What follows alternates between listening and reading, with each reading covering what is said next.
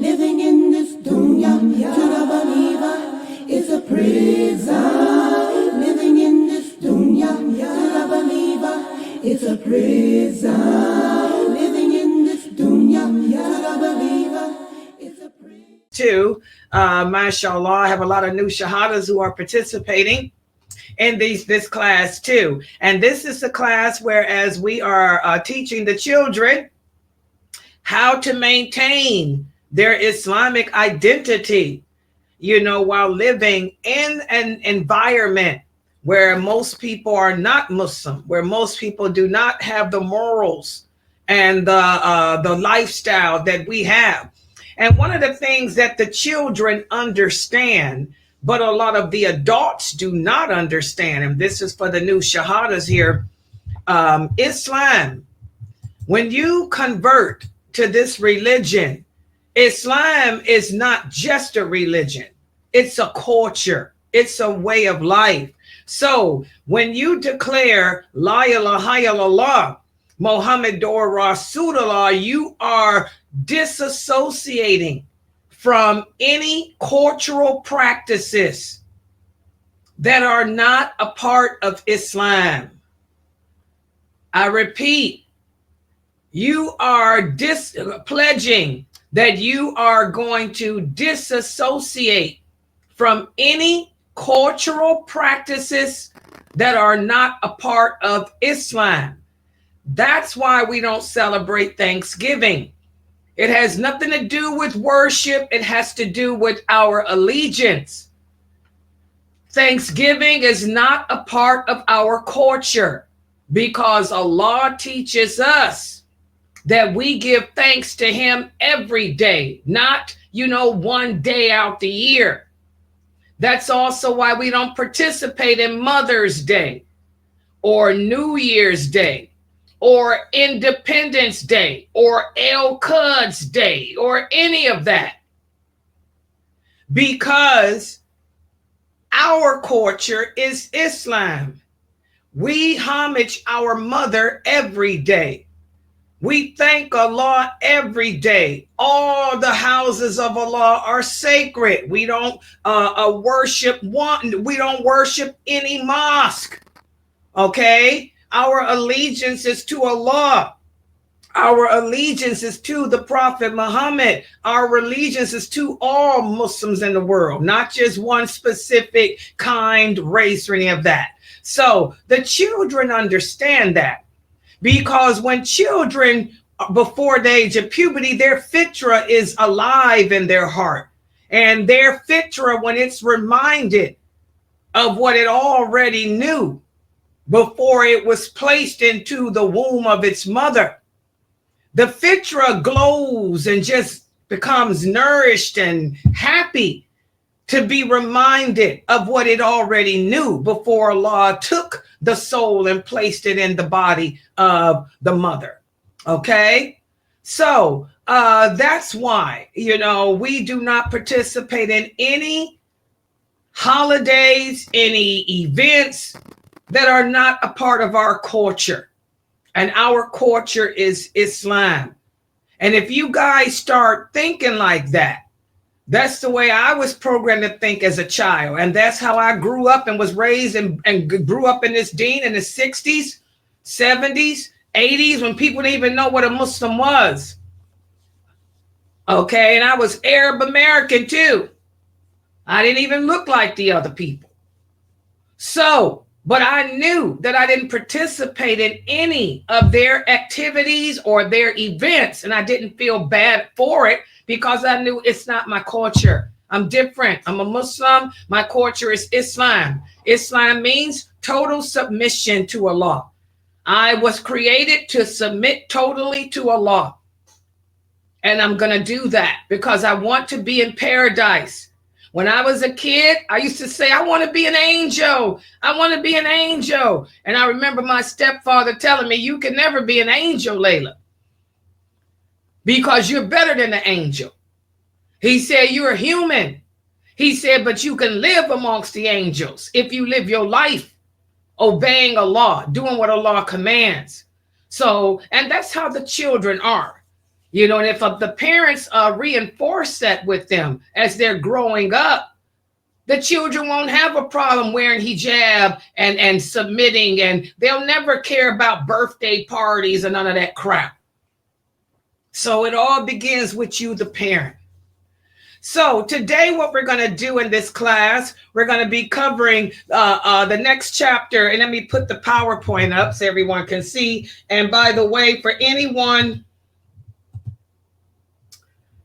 who has not yet purchased the book, this book, like the book on marriage, is written by one of my students, Brother Daryl Abdullah Kirk. That's a picture of him. That's how he looks. But the book is right here. It's called Dunya. That's how the book looks. It's on Amazon. It's only what, $13 or something like that. It's over 300 and some pages. We've been going over this book for over a year. Okay, and this book is not written for children. It's an adult book.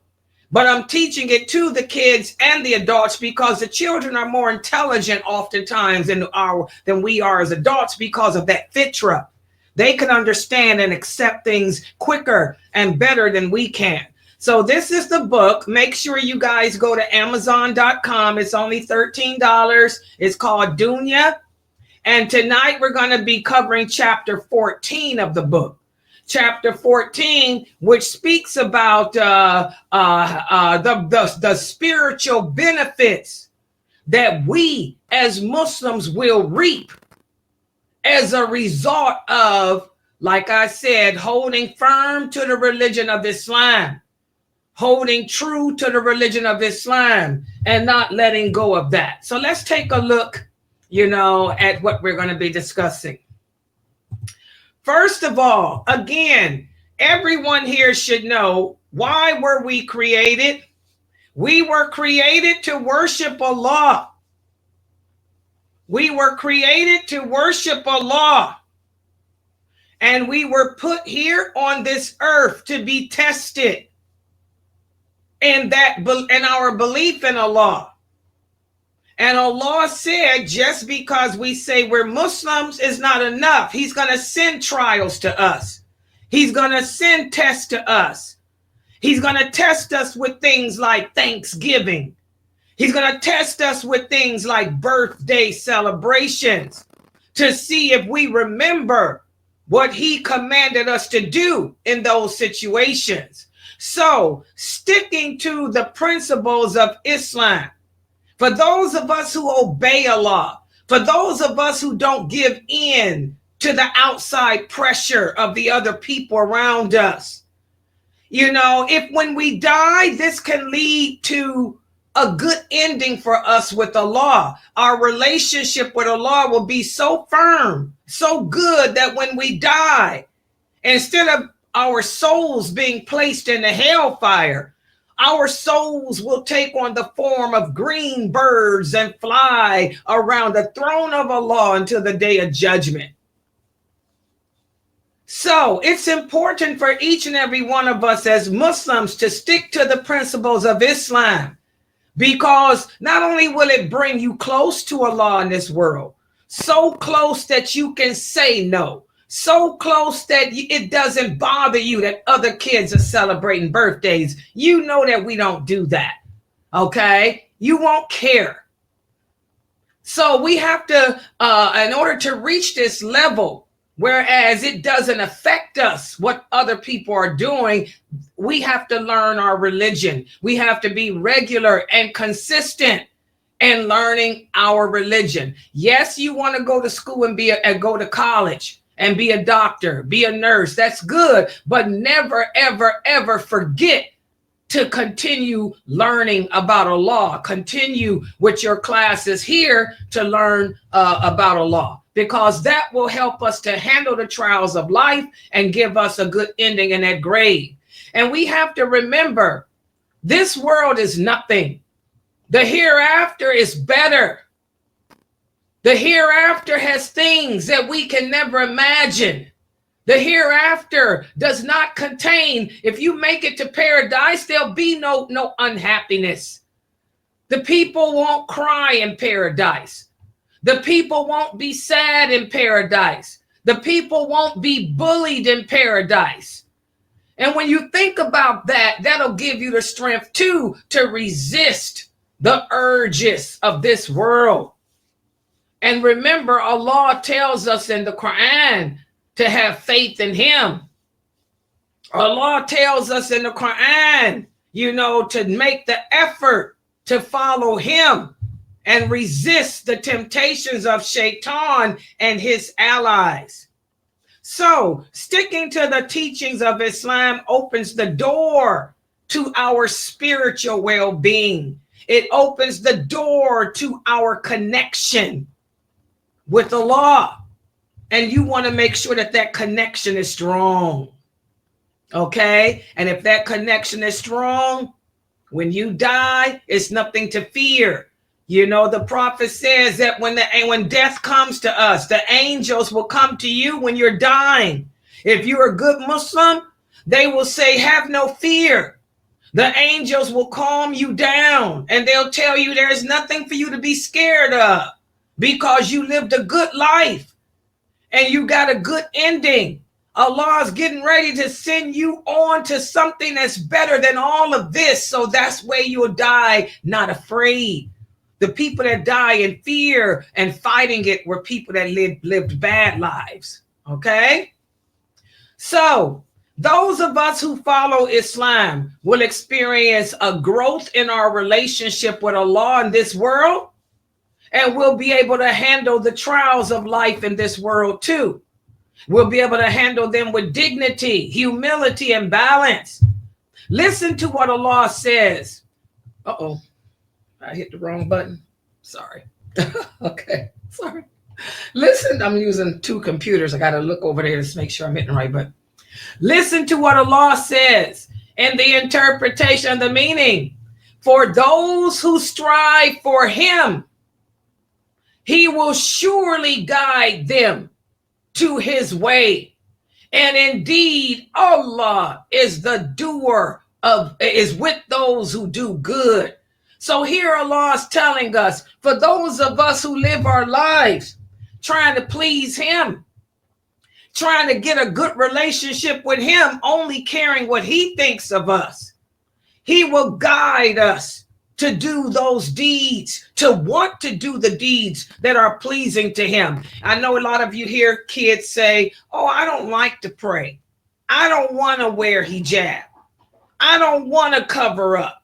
I don't want to do this. I don't want to fast. Well, that's because Allah is not guiding them to do those deeds because they don't want to. They're not doing any deeds that will connect their relationship with him. But for you, because you do pray and because you do wear hijab, when it's time to fast on Ramadan, you'll be happy because Allah will guide you to want to do it. He'll put that happiness in your heart that will encourage you, to want to fast. So you will make the effort, whereas those other Muslim kids won't make the effort. Okay? So again, it's all about making that commitment, strengthening our relationship with Allah. And in turn, we have a lot of blessings. Allah will bless us with good things in this world, like a happy family. You know how many children do not have good parents? Look at the non-Muslim kids in your schools. Their parents are not Muslims. Your parents are. That's a blessing. Your parents, they teach you to believe in Allah and to fear him. So you live in a nice home. You have nice things. You don't have to worry about experiencing the pain that a lot of those non-Muslim kids are experiencing in their homes with drugs, their fathers getting drunk, beating up their mothers, their older brothers smoking dope and teasing you, blowing it in your face and all that stuff, So the simple fact that you have a good connection with your Lord, that's a blessing in and of itself in this world. And also the hereafter, should you die, should Allah send an earthquake, should Allah send a tsunami, should a bomb fall down from the sky like those kids in Gaza see every day. You'll go in a good way. Listen to what Allah says. He says in the interpretation of the meaning, and give good news to those who believe in me and who do good deeds. Tell them that they will live in gardens in paradise, which rivers flow underneath. Subhanallah, the comfort of living in a peaceful garden with butterflies and beautiful birds, beautiful animals. The animals will come and eat out your hand and be friends with you and talk to you, because nothing in paradise is like anything in this world. The animals in paradise can talk to you. They'll sit there and be your friend. The insects, the birds, and the butterflies will talk to you. Okay? So, also in another verse, Allah says in the interpretation of meaning, indeed, those who believe in him and who do the deeds that he requires of us, he says we will not allow them to be lost. We will not allow them to be lost in the reward as a result of their good deeds. So you will reap the reward for the charity you do, the prayers you make, the hijab that you wear it every day when other kids don't. Allah will give you that good ending, and you will be that beautiful bird in paradise flying with the Prophet and the companions until the day of judgment. And then on the day of judgment, you'll be allowed to enter into your beautiful garden and talk to your animals and live in a castle, as a king, as a queen, with everything you want. So this is the comfort that we take. We think about the hereafter. A person asked me the other day, Sister Layla, how can I benefit from thinking about the hereafter? The hereafter is our encouragement. It's our motivation to continue to tread the path to Allah. Because thinking of the good things in store for you in the hereafter will cause you to ignore what the non-Muslims want you to believe. It'll cause you to only think about what our Prophet sallallahu alaihi wasallam told you to believe. And remember, Allah knows everything. Allah sees everything. And the more you sacrifice and struggle for him, the higher and closer your relationship to him grows. So we think about death. But one of the companions, Ibn Umar, he told us that when he was a young boy, the Prophet sallallahu alaihi wasallam gave him some advice. He said, young boy, if Allah allows you to wake up in the morning, live your life as if that's the last morning that you will ever see. And if Allah allows you to go to sleep at night, live as if that's the last night of your life, because all of us is going to die eventually, and none of us knows when it's going to happen. But if we live each day as if it were our last day on earth, we would do the deeds that are pleasing to Allah. We'd find it easy to say no to the drugs, to the sex, to the taking off the hijab and all that nonsense.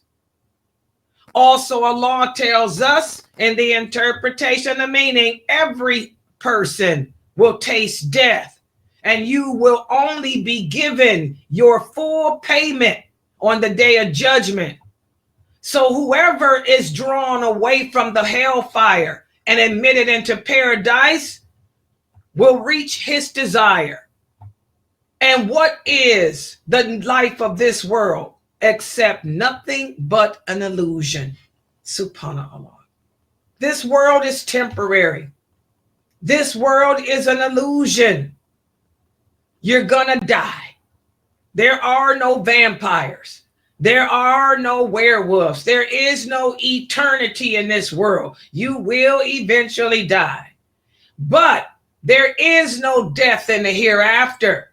In the hereafter, either you're going to spend eternity in hell or eternity in paradise. You want to spend eternity, in paradise, not hell. So don't attach yourself to this world. Realize that it's temporary. Your parents are temporary. They're going to die one day. Your sisters, your brothers, they're going to be gone one day. Layla Nashiba, she's going to be gone one day. Nothing is forever here. Your cats will be gone one day. But once we pass on from this world, there is no more death after that. So we need to think about that. Do you want to be in the next world happy and rewarded, or do you want to be burning in the pits of hell for eternity? Also, Allah tells us in the interpretation of the meaning, the people, they will enter them with whoever was righteous. He's talking about paradise. For those of us who enter paradise, we will enter with the other people who were good in this world. Your fathers, your mothers, your sisters, your brothers, your husbands, your wives, if they were Muslim and they were good in this world too. Also your children, your grandkids, any of your descendants that were good in this world, they will enter paradise with you. And when you enter your family all together, the angels will be standing there to greet you. And they will say to you, peace, because of what you patiently endured in the world. And now enter into the reward that Allah has for you. So again, guys, these verses of the Quran give us the motivation to resist the urge to be like the kafirs, the unbelievers. Your mother dress you up for school. She makes sure you have your hijab on, your abaya on. When you leave the house, you don't want to be that girl that takes that hijab off, that takes that abaya off and put on some tight fitting pants to look like Cardi B. You don't want to be that. You want to keep that hijab on, keep that abaya on, walk with your head up high, and think about how death can come at any moment to any of us. You want the angels to say to you, good news.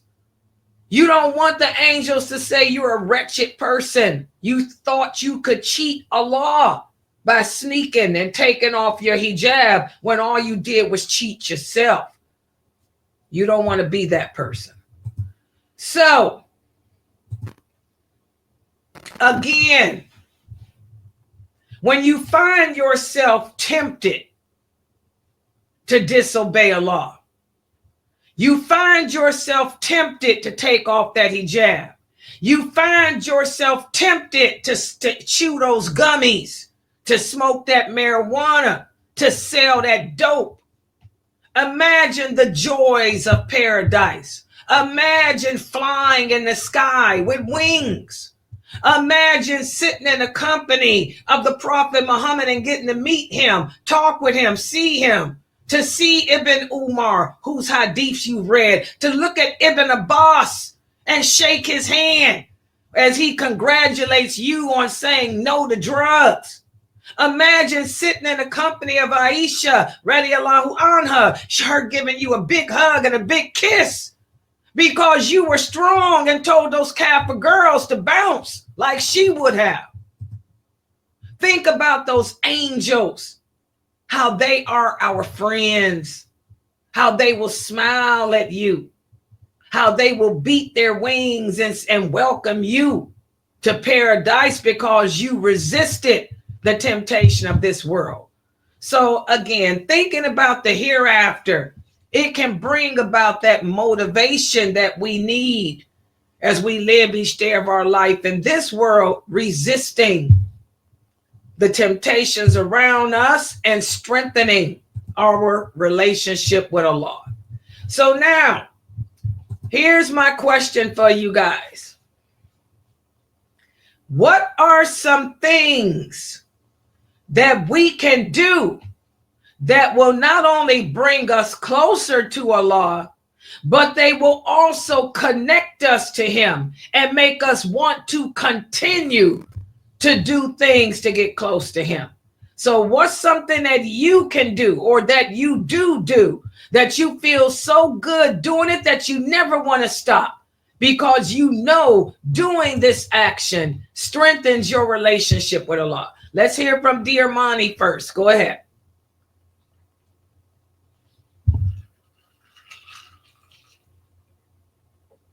This is Corday. Okay, let's hear from Corday. Go ahead. The thing I do is something that I do that can bring me closer to Allah is praying at the masjid every day. Oh, mashallah, you go to the mosque and pray every day, huh? How do you feel when you do that? You feel good? Yeah, I go sometimes. Yeah, whenever you can. I know, because you got school and stuff. But it makes you feel close to Allah, huh? Yes. Do you feel like Allah is watching you for the rest of the day? Yeah. Good. So that's good. See, and that's something for the boys, because the girls don't have to go to the mosque to pray, because the girls get more blessings at home. But for you little boys, go to the mosque with your father. I know y'all have school, but on the weekends, when you're not in school, ask your Abu to take you to the mosque to pray. And at least one Friday, you should at least attend Juma one Friday out the month.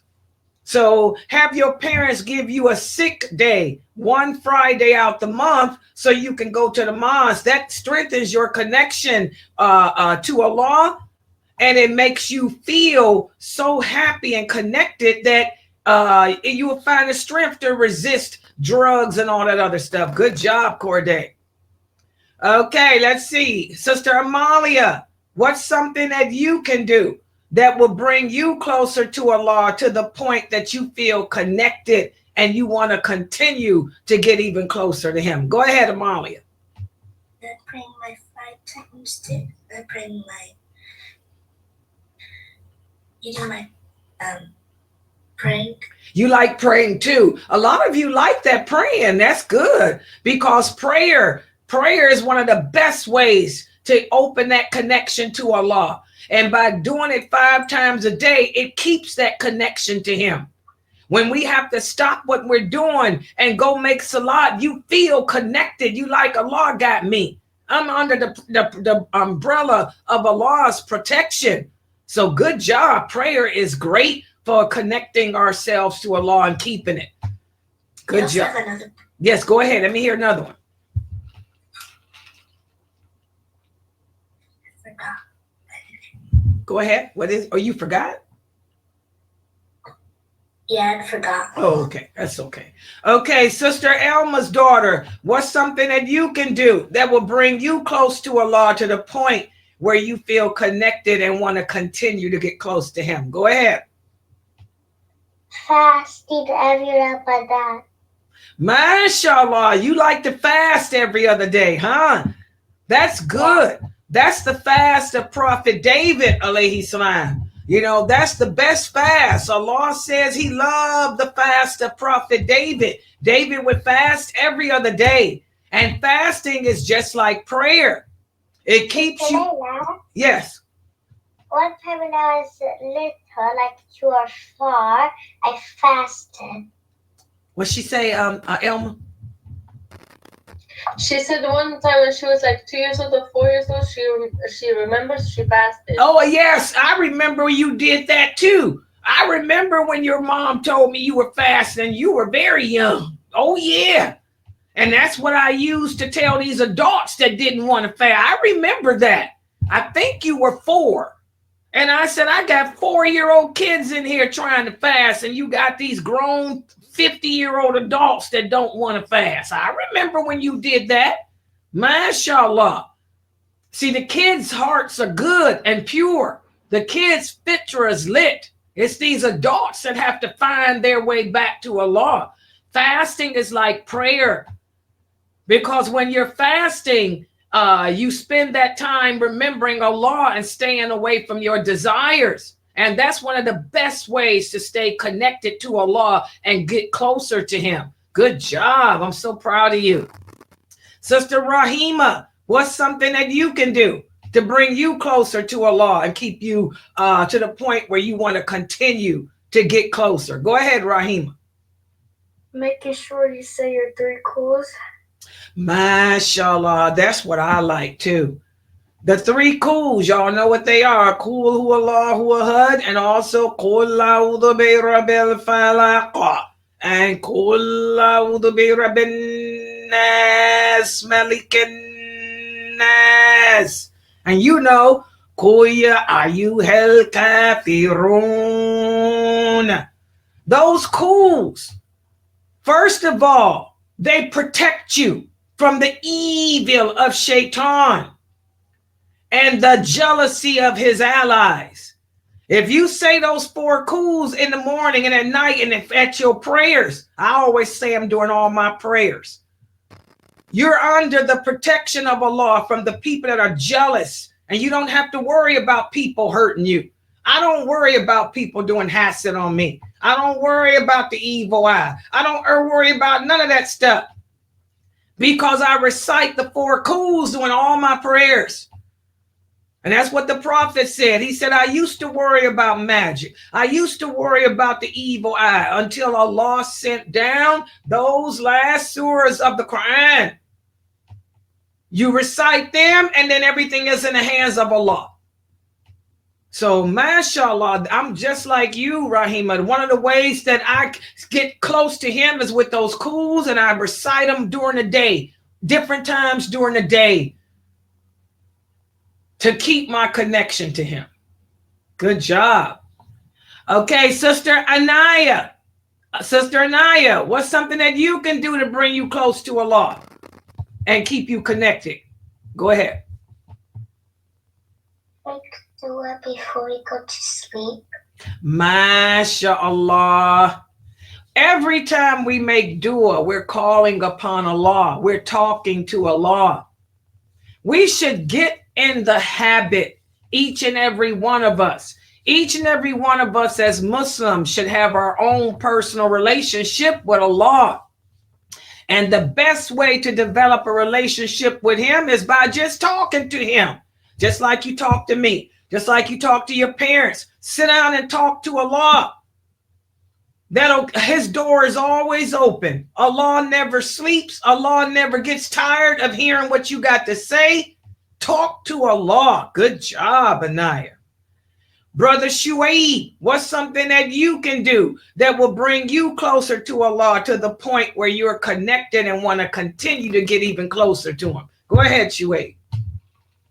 Read any long surah. MashaAllah. You know, Shuaib and them, his uncle, Yusuf, is in Quran school. So that's something that they do. They're taught, you know, to read the Quran. Because the Quran, especially them long surahs, because they long and you pondering the meaning of them, that brings you closer to Allah. You feel connected to him. How many of us read the Quran on a regular basis? Brother Shuaib and them are taught to do that. Every time they go through a hardship in life, if school gets rough, Papa's a rolling stone, Mom's too busy because he laid his hat, where's his home? What do the kids do?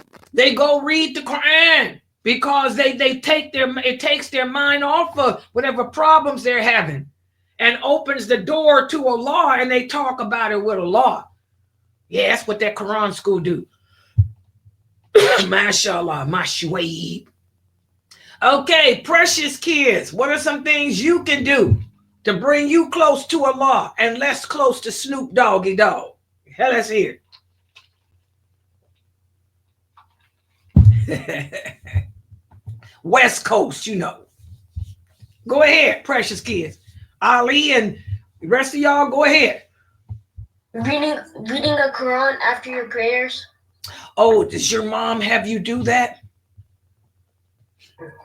Yes, after Fajr.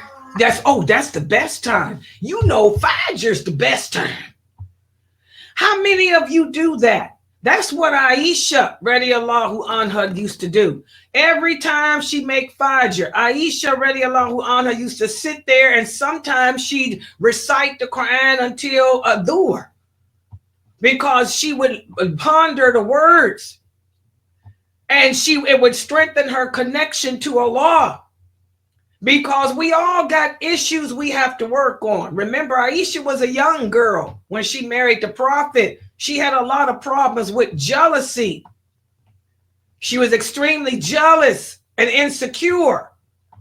So she would sit there after Fajr and recite the words of Allah to herself, the Quran, because Aisha couldn't read. She couldn't write. Back in those days, a lot of the Arabs didn't know how to read and write.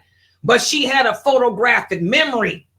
Whenever Allah would send verses down, you know, she memorized them from the Prophet, and she would recite them over and over and try to, you know, and talk to Allah and ask him to, you know, help her to get over her jealousy and become a stronger, better Muslim, which she became. Okay. So that's good. Fajr is one of the best times to sit down and read Quran and talk to Allah. Good job, Lucius. MashaAllah. Asma and Najma, what are some things that you can do that will bring you closer to Allah to the point that you feel connected to him and you'll want to continue to strengthen that connection? Go ahead. To wear my hijab. Hold on for 1 second. You know, I got allergies. MashaAllah, that's where I was at too when I was your age. You know, Layla grew up in the 1960s. They had this TV show called The Flying Nun. I got so sick and tired of them crazy kids calling me the Flying Nun. But that's okay. I wore that kimar every day anyway. I felt connected. I felt that I was under Allah's protection. By me covering my body up when the other girls were wearing shorts. The other girls were outside wearing shorts. I was wearing, you know, abayas and stuff. I didn't feel bad. But when one girl pulled it off, I went crazy. I decked her. I knocked her out. They had to pull me off of her. And they knew then not to ever try to pull my hijab off no more. Never had it happen anymore. But yes, I feel connected to Allah with the hijab too. Even though I'm an old woman, half dead, I still feel connected. Long as I got this hijab on, you know, I'm titanium. You can't hit me. You can't hurt me. It's going to bounce off. I know that feeling. I was going to say fasting and praying. And fasting and prayer. Yeah, I know. Wait a minute. Hold on. Hold on for 1 second, guys. I got to take this. Hello? What's going on? Oh, look at the baby in the tub. I hear you. Hold on, guys. It's my grandbaby. Look at the baby in the tub. You taking a bath? Yeah, I see you playing. Did you call Grandma Salter so she can see too? No, I thought y'all was together. No, I'm not today. I mean, I was there all day yesterday. I'm doing a class. Call my mother now. Let her see, because she wants to see that baby. Okay. Are you coming over so we can take her to... That's all we was. That's why we getting ready. Yeah, come on over here to my house and get me, and then we can take her to... Because my mother wants to see the babies. Hodge brought his kids over yesterday. They are adorable. But look at the baby. Look at the baby. You're going to get yourself... Your hair is so pretty. Get your clothes on so you can come over here and we can go see Grandma Salter together. All right. Okay. You driving your car so I can ride in your car? Bye. You driving your new car, Jay? I don't care. I mean, I'm saying you driving in your car? I can. I don't care. I got a full tank of gas. I heard your mama been driving your car. She drove it one time. Oh, okay. All right. You got that insurance together, right? Yeah. All right. Okay. Well, call my mother. Let her see the baby taking a bath, and let her know that Okay, bye. let her know we coming over. Assalamu alaikum. I'm in bathroom. Bye. Okay. Yeah. I got to go see my mother later on, y'all. She wants to see her grandkids, all of them. So can't get her mother to bring the kids over, so Jayla bring them. All right, so here we go, guys. And that means I got to get dressed too. Oh, God. Okay, that's okay. I'll throw something on.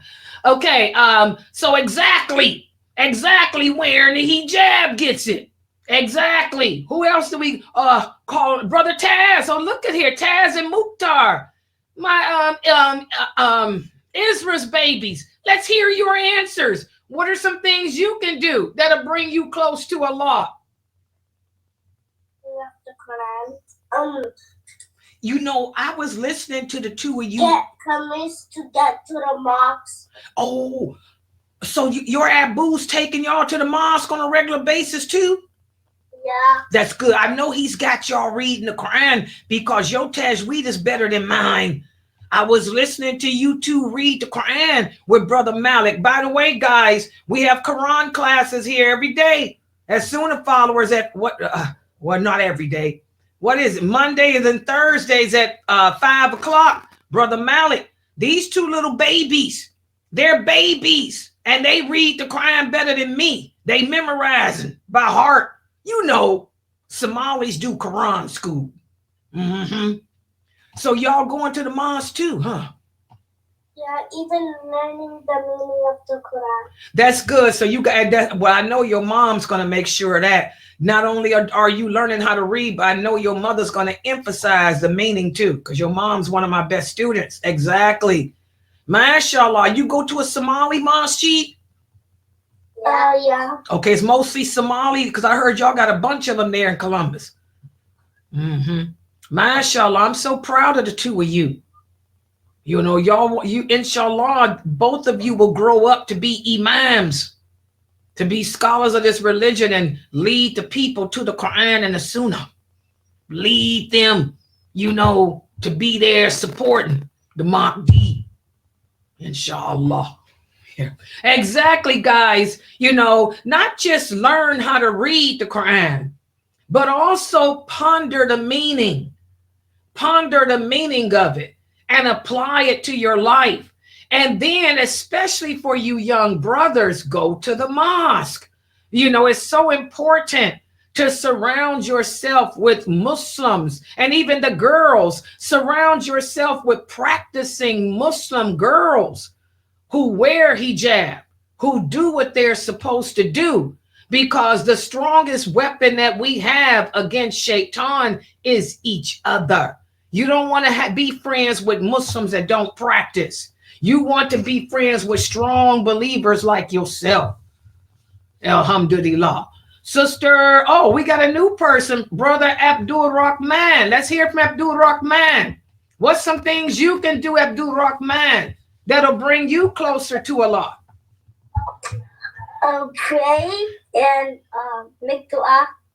Pray and make dua. Exactly. Do you make dua every day? What kind of supplications do you make? What do you say what do you ask for when you talk to Allah?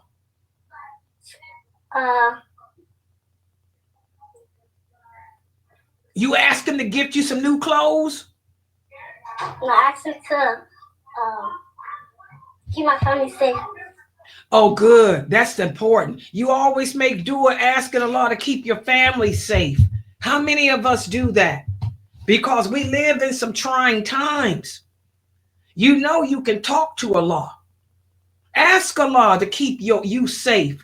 Ask Allah to protect your mom, to protect your father, to keep your grandmother safe, to keep your grandmother healthy. Ask Allah to look out for your neighbors. You know, we should talk to Allah and talk to him about good things. Talk to him about whatever your fears are. You worry about your mom. You worry about your father. You worry about your brother. So talk to Allah and ask Allah to protect them. Y'all see how these children know what to do. These children know how to talk to Allah. It's the adults that got problems.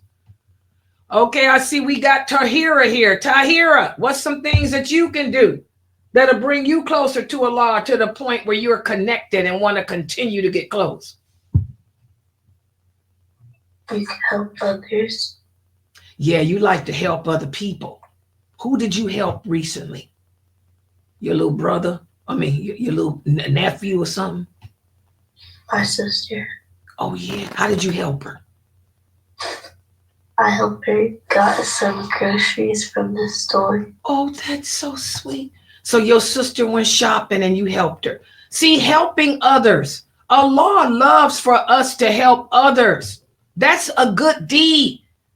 And whenever you help others, Allah said he in turn will help you. So the simple fact that you help your sister with the groceries, the simple fact that you help your little brother with his homework, the simple fact that you help your mother by cleaning up the kitchen, by helping with the dinner. Say, for example, it's time for you to take an exam in school and you forgot a couple of answers. So you say, oh, Allah, help me to remember. Then Allah will cause you. You'll say, oh, I remember now. That's how Allah helps us. Allah will return the favor back unto you guys. MashaAllah. Sister Sabrina, what's something that you can do that'll bring you closer to Allah to the point that you'll feel connected? Well, like I do this every year with myself, where when one year I do something better than the last year. So like if I did something that I didn't like last year, I don't do it, or I make it better. And I just keep doing that every year until I stop what I'm doing. That's excellent. That's a technique that's advanced for a lot of these other little kids. See, Sabrina, inshallah, she's going to take over this website when she's around 18, because Layla probably be dead. She's going to be the one teaching here. Sabrina knows how to set goals. And this is something that we all should do. Set goals for ourselves on how we can improve a good deed. You know, how we can become better at it. And if it's something that's not really good, that we're not good at, we can always find something else that we are good at to replace it, so we never become discouraged. See, Sabrina knows, you know, not to do something that's going to cause her to become discouraged in doing other good deeds, because this might be too hard. You know, Allah likes for us to do good deeds according to our capabilities.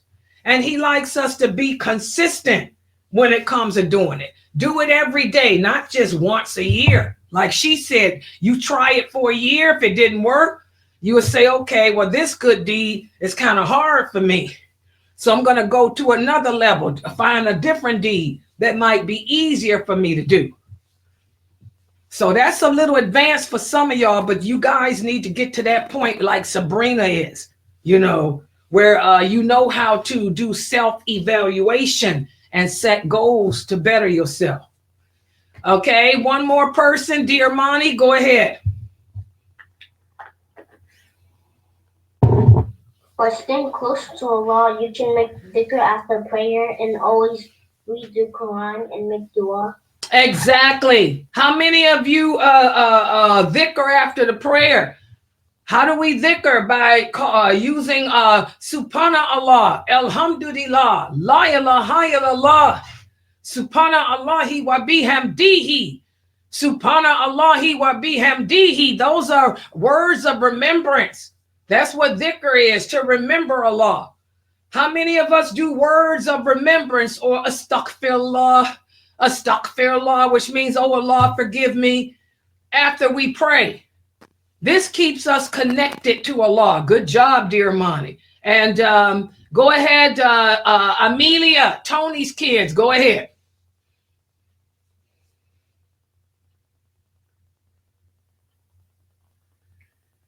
Amelia, what's something? Yeah, go ahead, baby. Being thankful what you have. Say it again, baby. Being thankful what you have. I couldn't understand her. What'd she say, guys?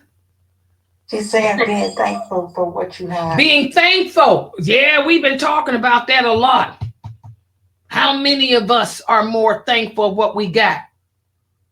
We got a problem. A lot of your parents like to watch them TV shows called Kardashians. And they always trying to keep up with the Kardashians when they need to be keeping up with the Abdullahs.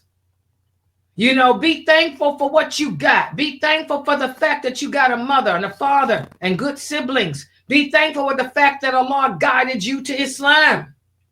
Be thankful for the fact that you don't have to worry about what you're going to eat tonight for dinner. Be thankful for the fact that ain't no bombs falling out the sky on you. Be thankful for the fact that your mama and your daddy ain't going to let nobody abuse you. It's easy for us to feel sorry for ourselves. It's easy for us to think the worst of ourselves. It's hard to think good of ourselves. It's hard to think of the blessings of Allah. Subhanallah. So the hereafter, guys, it's all about making preparations for the hereafter. The Prophet used to ask the companions, have you prepared for the hereafter? What preparations have you made? What good deeds have you done that's going to be in your favor when you in that grave? Because life will end, and oftentimes it ends abruptly. None of us knows when our time will come. It could be a car accident. It could be a drive-by. It could be anything. You could fall, hit your head on a piece of cornbread and be out for the count. Have you prepared for it? That's what I want y'all to focus on this week. Preparing for the hereafter by doing as many good deeds as you can. And so now, guys, we always end this series with a hadith. And we just completed this book, the 55 Hadiths on Islamic Discipline and Behavior by Sheikh Muhammad Saeed Atli. But I went back in this book to this hadith here that we had discussed a year ago.